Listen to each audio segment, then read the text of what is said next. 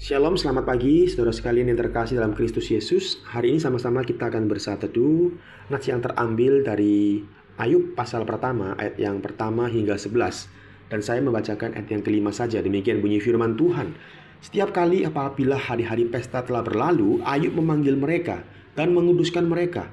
Keesokan harinya, pagi-pagi bangunlah Ayub, lalu mempersembahkan korban bakaran sebanyak jumlah mereka sekalian.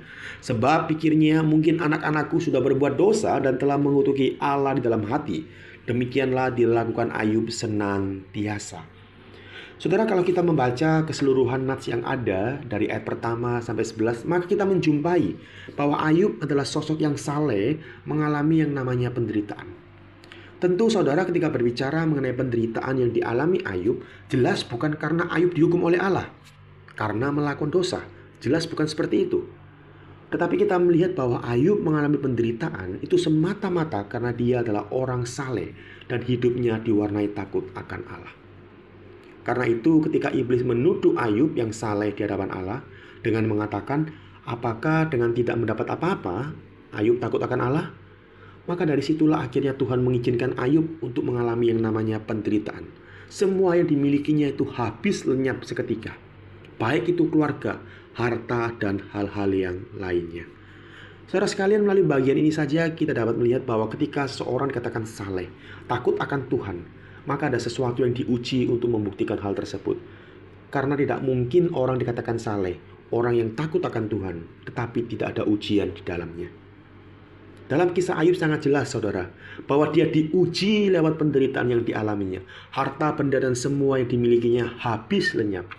Tetapi firman Tuhan mencatat dengan sangat baik di ayat 22.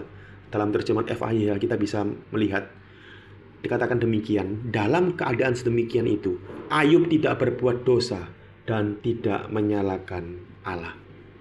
Saudara sekalian, di sini sangat jelas bahwa iman yang sejati tidak diukur dari banyaknya berkat jasmani, tetapi dari seberapa kita bisa tetap bertahan dalam ketaatan. Ketika kesalehan itu diuji, ketika semua berkat jasmani itu hilang, apakah kita adalah orang-orang yang didapati tetap saleh dan hidup takut akan Tuhan? Bagaimana dengan kita hari ini? Apakah saudara-saudari adalah orang saleh? Orang yang hidupnya takut akan Tuhan? Kalau memang demikian, apakah fokus kita hanya berkat jasmani saja? Hanya berkat materi saja? Bagaimana kalau semuanya itu tiba-tiba lenyap? Tiba-tiba diambil dari kita, apakah kita tetap disebut sebagai orang saleh? Saudara, melalui kisah Ayub kita belajar bahwa kesalehan yang sejati tidak diukur dari banyaknya berkat jasmani, tetapi dari keteguhan iman ketika semuanya lenyap. Maka mari kita merenungkan, jika hari ini Tuhan mengizinkan berkat-berkat jasmani kita itu habis seperti Ayub, apakah kita masih tetap setia, tetap takut akan Tuhan dan tidak menyalahkan Tuhan? Atau justru kita menyalahkan Tuhan dan menuduh Tuhan adalah sosok yang jahat? Marilah saudara sekalian, kita tetap menjadi orang yang saleh, yang hidupnya diwarnai takut akan Tuhan, meskipun kondisi kita sedang tidak baik-baik saja, meskipun kondisi kita sedang berada dalam masalah. Karena orang yang disebut sebagai orang saleh, ada ujian yang harus dilewati.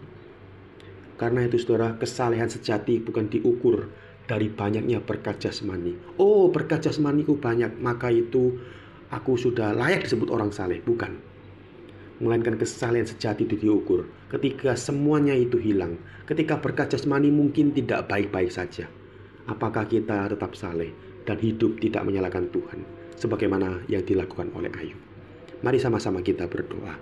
Bapa dalam surga, kami mengucap syukur karena pada pagi hari ini Engkau boleh menyapa kami lewat kebenaran firman-Mu, sebagaimana Ayub telah menunjukkan kepada kami hal yang sangat baik, sosok orang saleh, namun dia mengalami yang namanya ujian.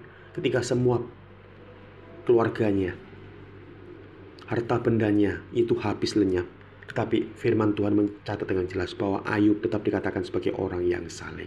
Bagaimana dengan kami hari ini ya Tuhan? Apakah kita didapati adalah orang yang saleh ketika semuanya itu tidak baik-baik saja, termasuk berkat jasmani yang kita miliki?